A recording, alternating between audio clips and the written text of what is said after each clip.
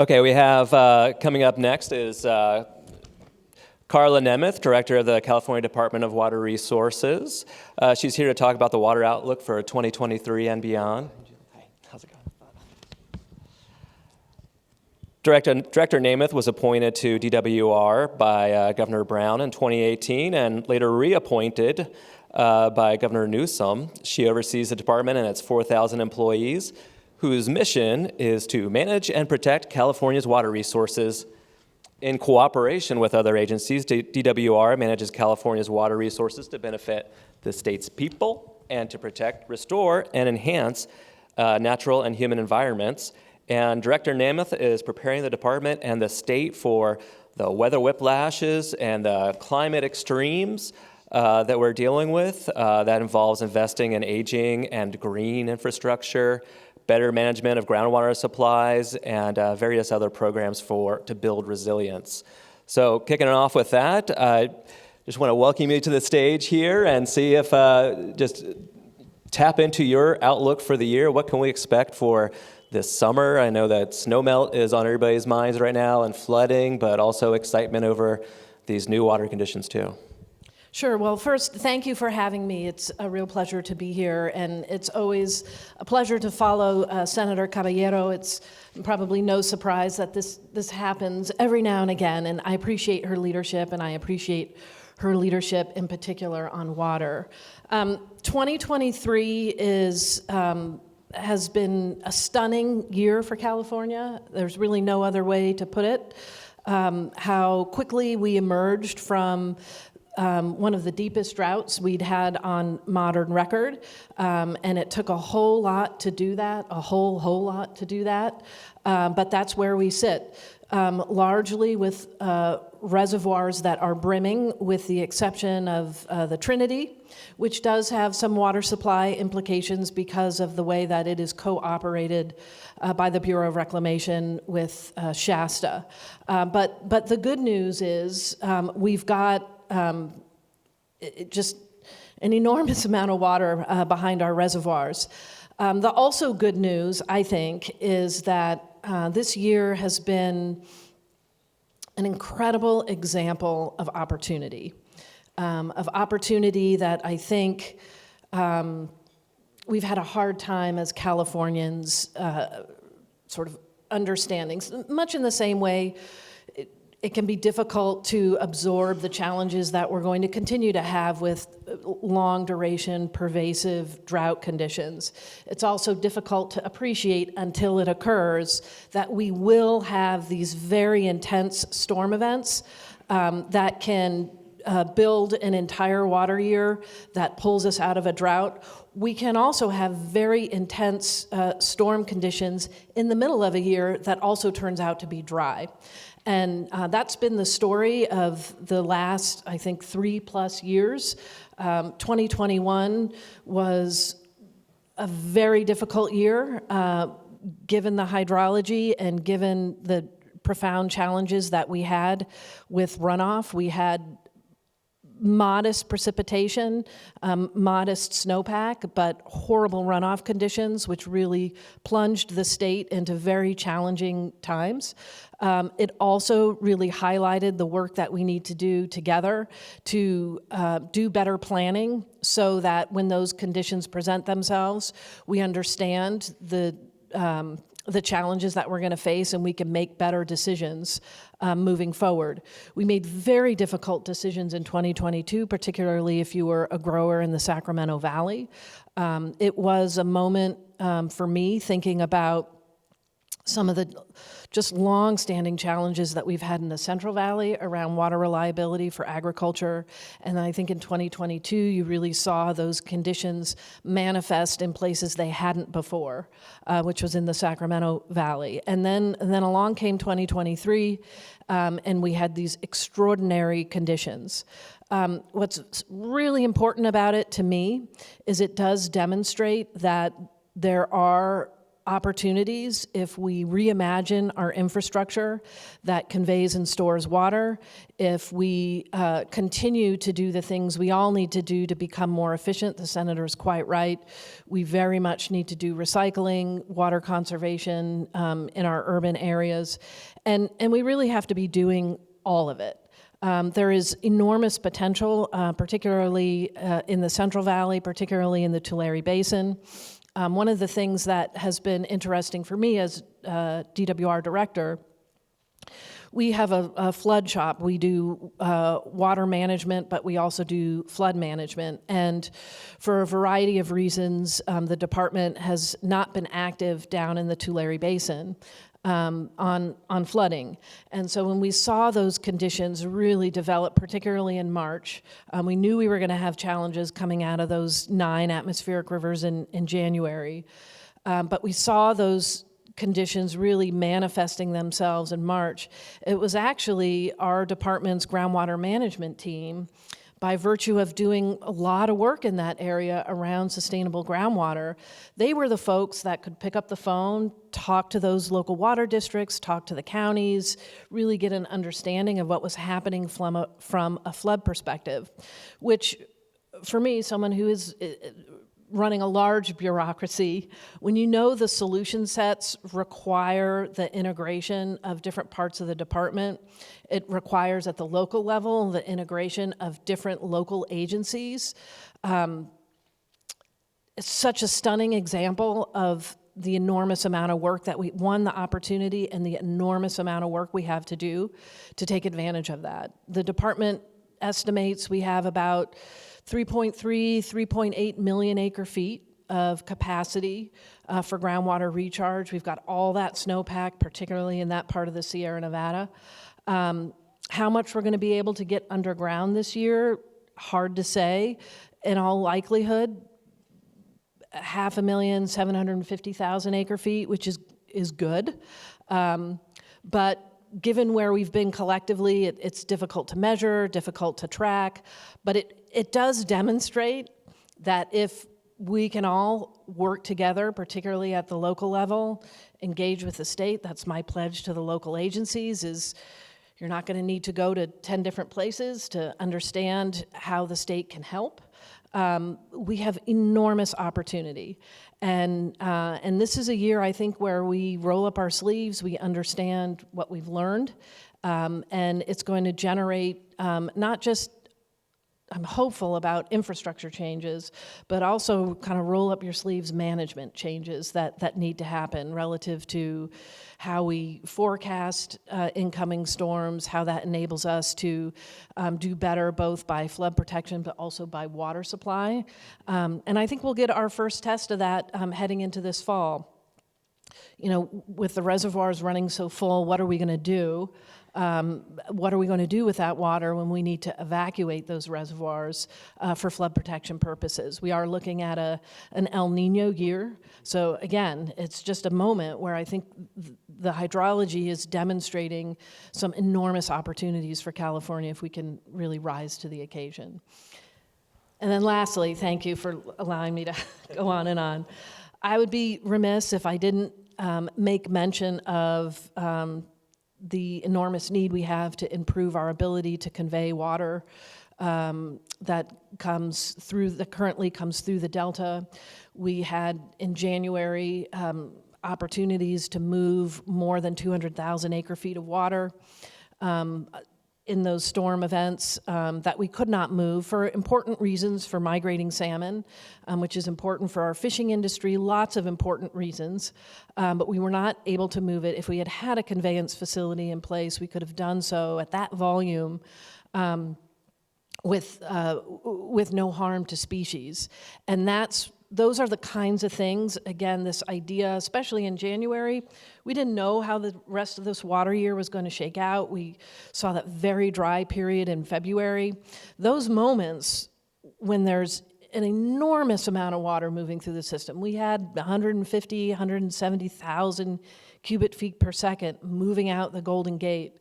Our ability to turn on a facility that moves 6,000 CFS, but generates such benefit from a water supply perspective when our hydrology is unstable is just, we got to do it. We've got to think about those investments and get that work done.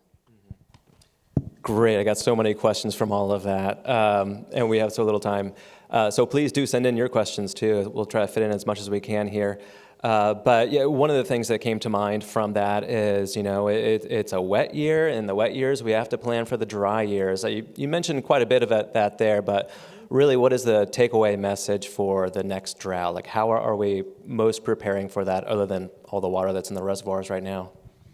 Well, we've done an enormous amount of work around groundwater recharge, and one, really streamlining the permitting process, making sure that people understand, based on their water rights, what needs a permit, what doesn't need a permit, and then certainly when we're in flood conditions and really defining what flood conditions mean, making sure that especially landowners, especially the agricultural industry, understands that you don't need a permit when we are alleviating flood flows, and how that all is intended to work.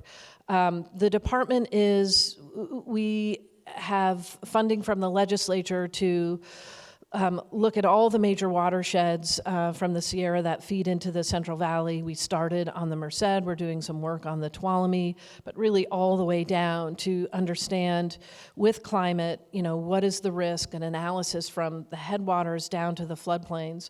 What can we expect? And really merging that kind of research with what's happening on the ground with the groundwater management agencies, and determining an infrastructure path forward that can enable our valley to recharge groundwater at scale, I think is absolutely essential.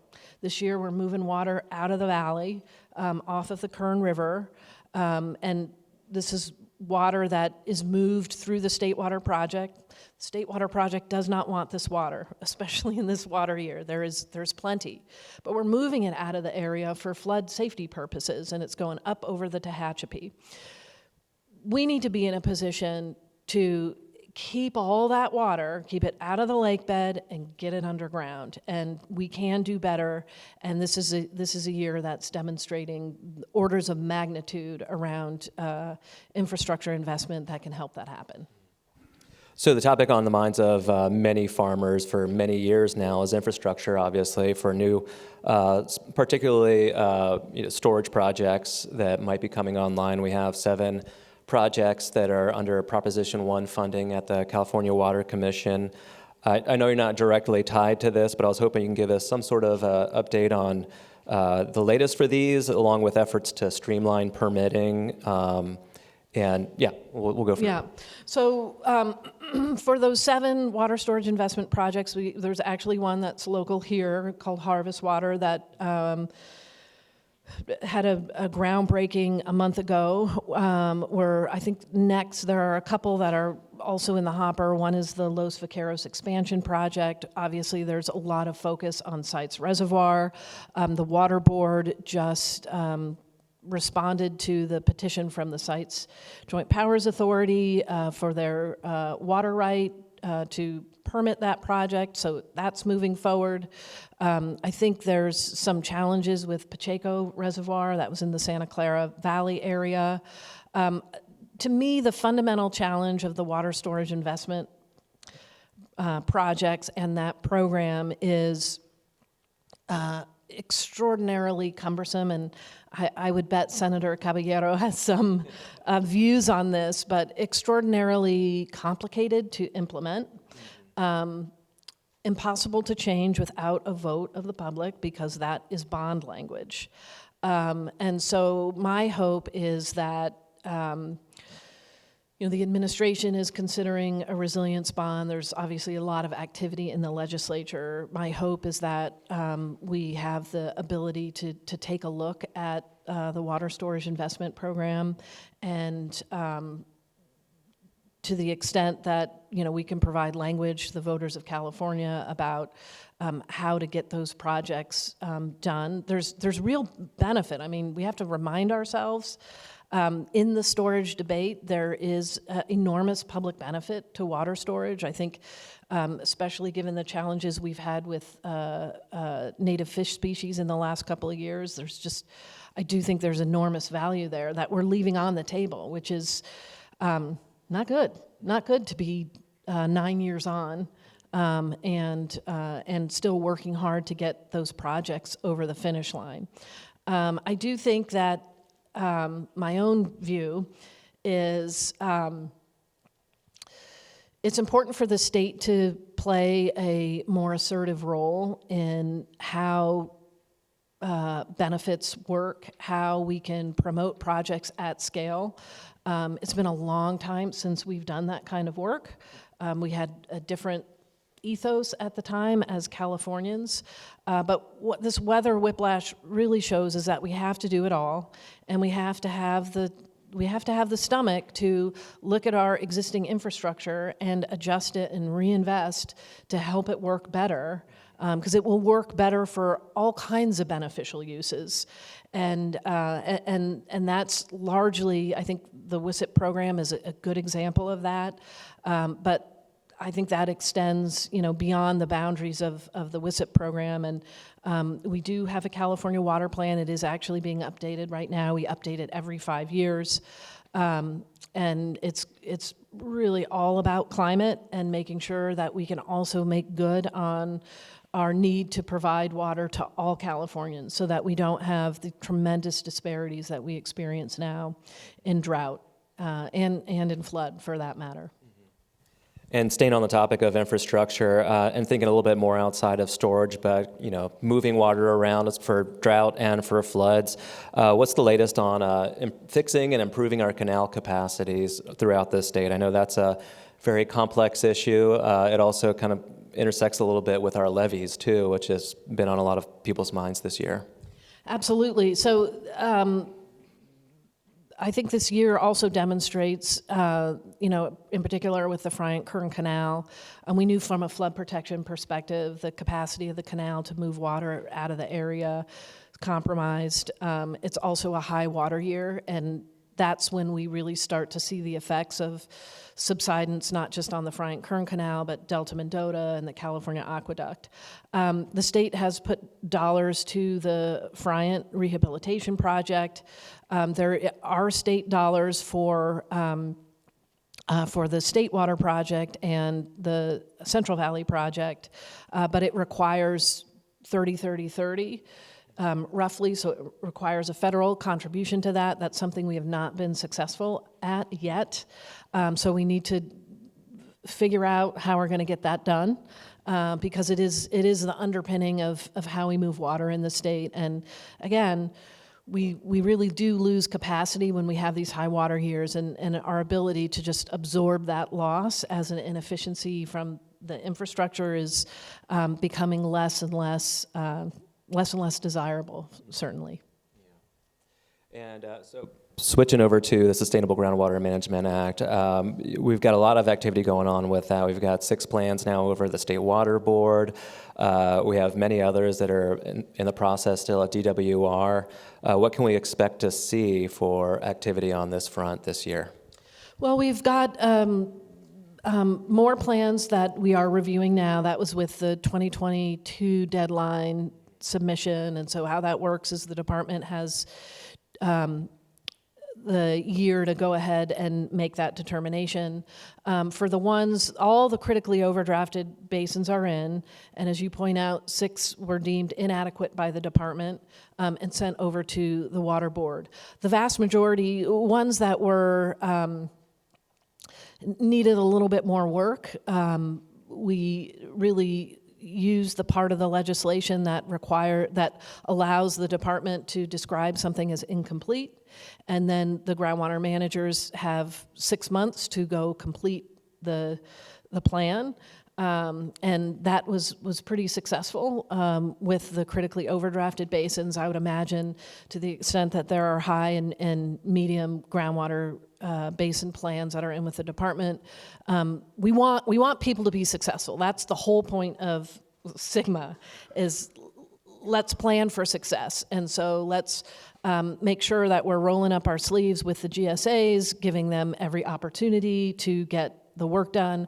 I think the challenge for the inadequate ones is, I think the real challenge is in the governance, and the allowances under the law for how governance could be formed requires some interrelationships that I think were difficult to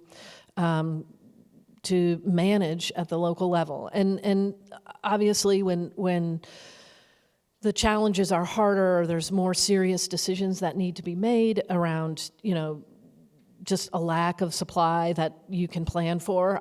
The politics get harder, governance gets harder, and I fully appreciate that.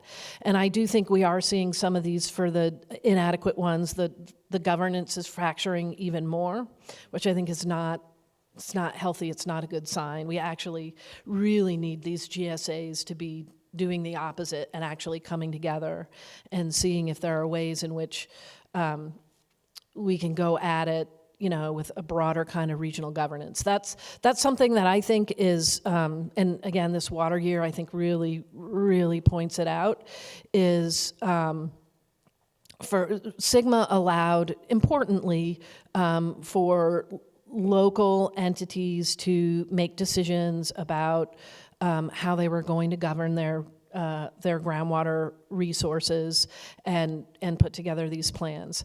I think the solutions really, lie in something that's more of a regional scale, and I think we're going to have to push to get those frameworks in place. DWR could come in and manage. Maybe that would be a strategy to freak everybody out.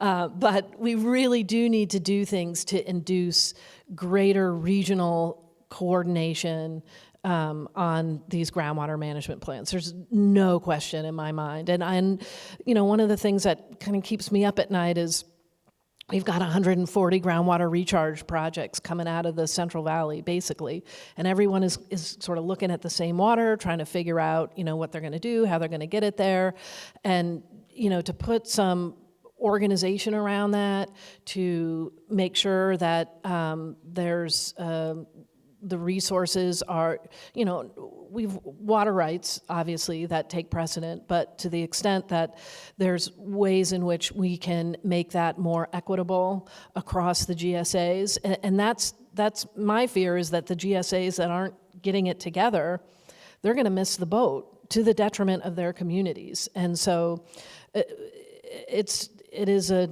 crucial moment in groundwater management, particularly in the Valley, where entities must come together to have the best outcomes they can for their communities.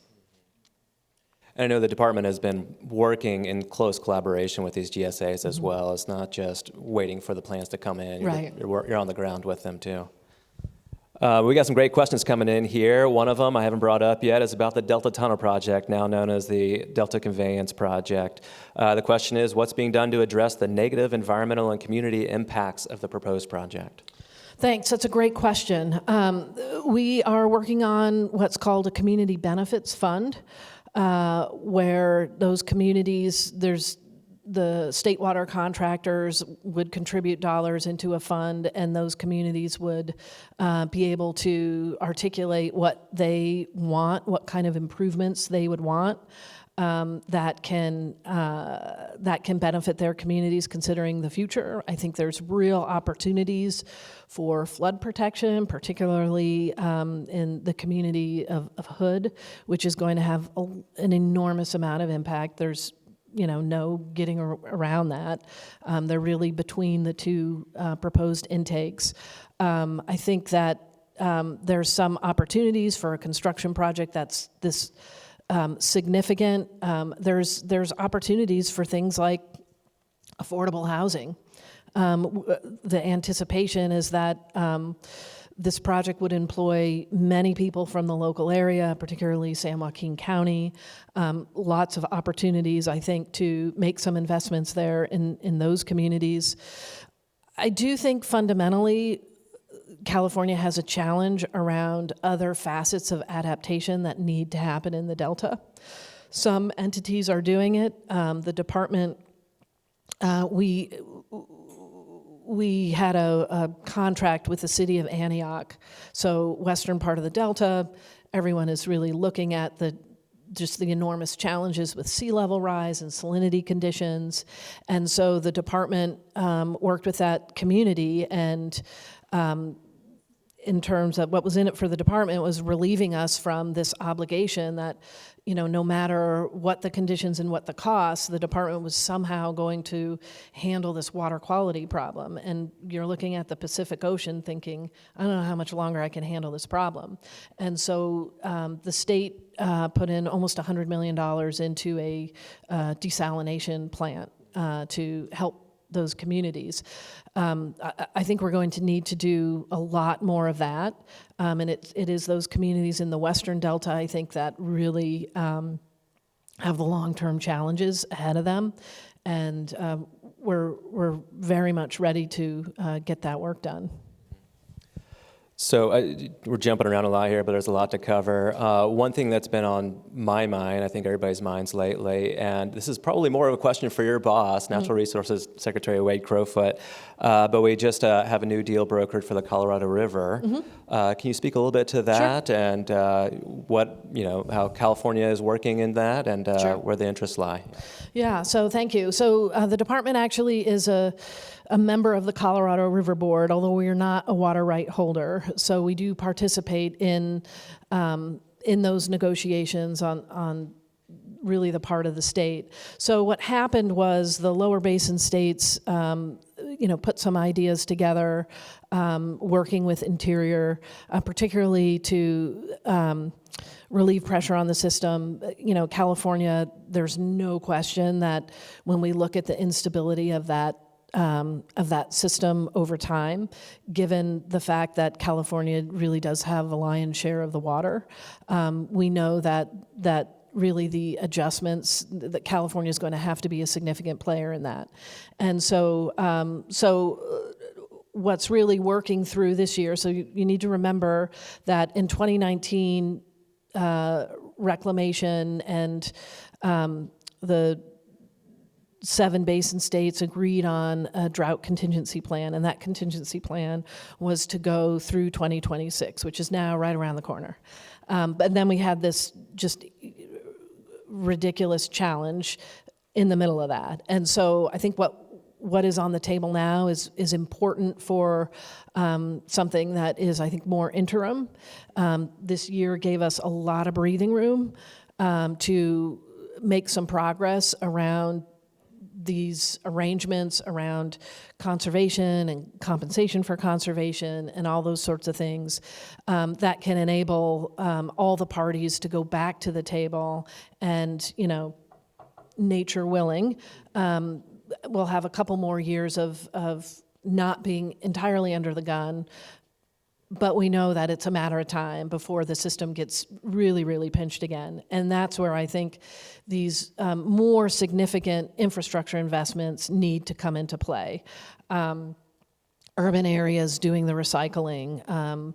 We do need to get aggressive around water conservation, also in our urban areas. Things like, the non-functional turf, the ornamental turf, lots of things that California is already starting to do, and we're pretty focused, by 2030, reducing our urban use through conservation by 500,000 acre-feet, which is important.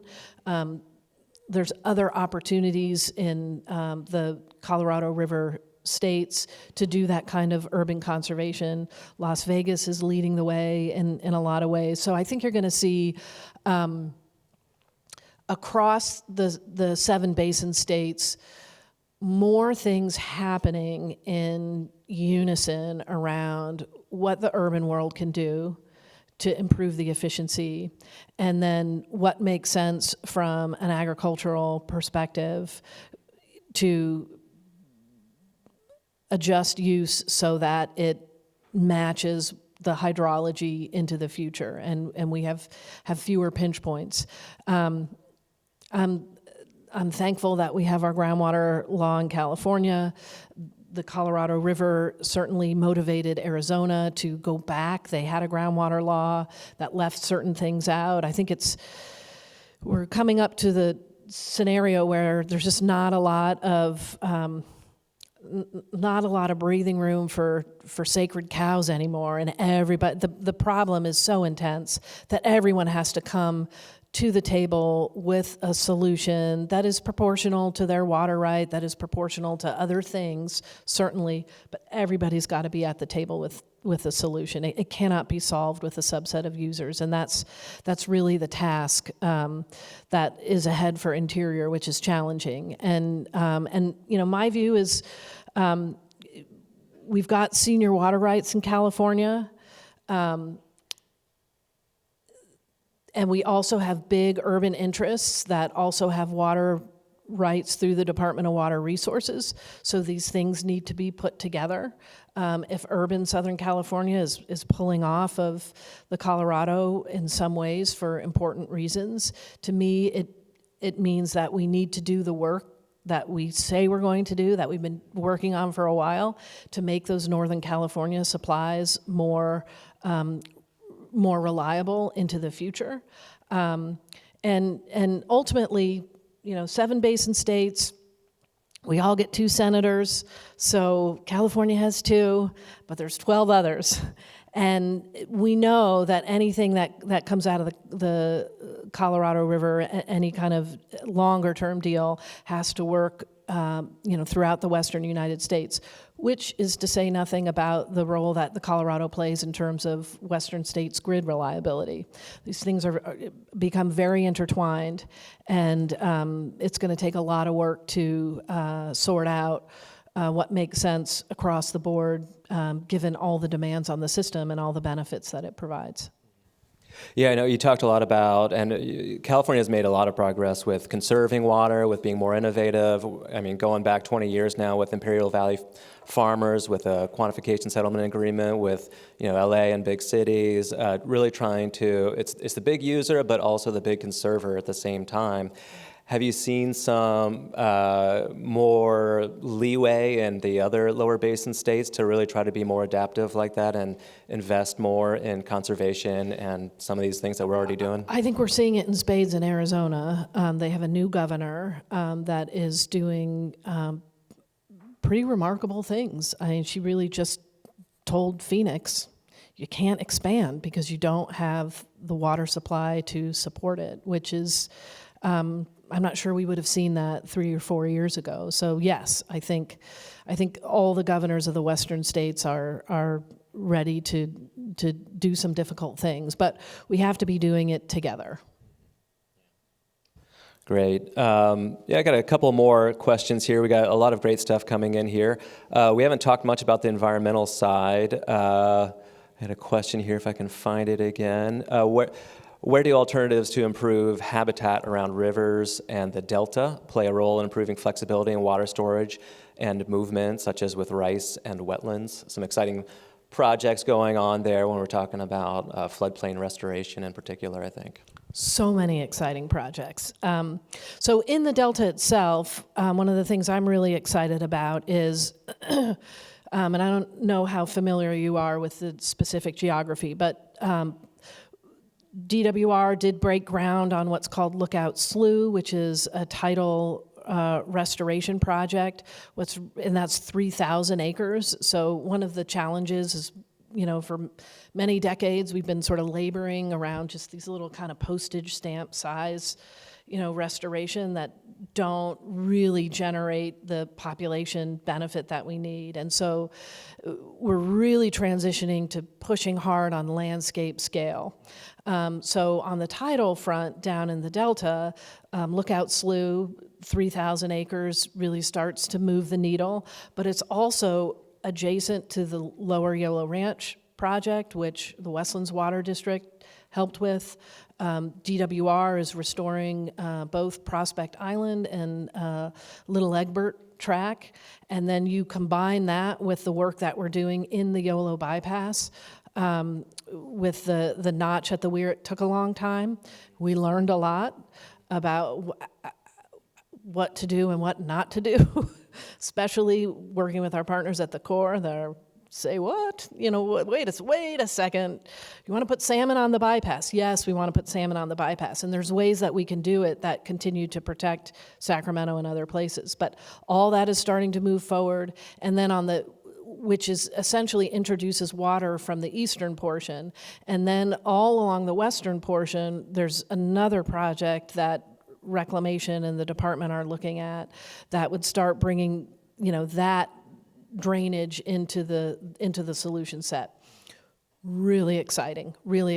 And you need to, fix the bottom of the system, make sure we're all buttoned up with flood protection there before you go upstream and start sort of reimagining and restoring, the oxbows and the floodplains that are the flood bypasses. We're now looking at the Sutter bypass and others to think about the work that we can do. So that's all really exciting. And a lot of the floodplain stuff is really moving through these watershed agreements that the Newsom administration has been working on now for several years, and that is moving forward. On the southern end of the Delta, we're looking at what's called Paradise Cut, which is another floodplain restoration opportunity. Again, something that's been on the books for 25 years as maybe this is a good idea. Well, we're now realizing it's not only a good idea, it's a necessary idea. And when we think about the work that we need to do in the Central Valley around the Central Valley Flood Protection Plan, which is Sac Valley, Central Valley, the Central Valley is behind on the flood piece. Some of that, I think, is just, you have a deadly flood, sadly, in '97, and, people are really willing to figure out what the solutions are. They understand the risk. We haven't quite had that dynamic, fortunately, in the Valley, but what it does mean is there's a lot of opportunity there and a lot of need to improve flood protection. In urban areas, we need to do the way we've been doing, which is that gray infrastructure. But more into the rural areas, there are opportunities to do that kind of floodplain restoration that reduces flood risk, that also recharges groundwater basins, and it's this whole idea of multi-benefit. Which probably sounds a little too opaque, but it's really important, and there are real opportunities in that part of the system to do that. And everything that we're seeing, on the tidal marsh stuff, we did a smelt hatchery, we're putting fish in the Delta, we're seeing them multiply. They now have food sources, places to be. That's fantastic. And I think we're going to continue to see that kind of stuff with salmon. On the rice stuff, and I know I'm getting but what's really cool about that is there's these Central Valley Improvement Act projects that are figuring out not just moving the fish onto the bypass and sort of feeding on that rice thatch, but actually when we drain those fields and get it back into the river, what is all that doing for food sources in the river, which is really cool, really innovative, and just super exciting. And that's the future, for sure. Okay, well, thank you so much for joining us here and for talking so extensively about all of this stuff. We really appreciate it. I have a dozen other questions that I'd love to ask you, but we'll have to save it for another time, unfortunately. Thank you so much. I appreciate it. Thank you.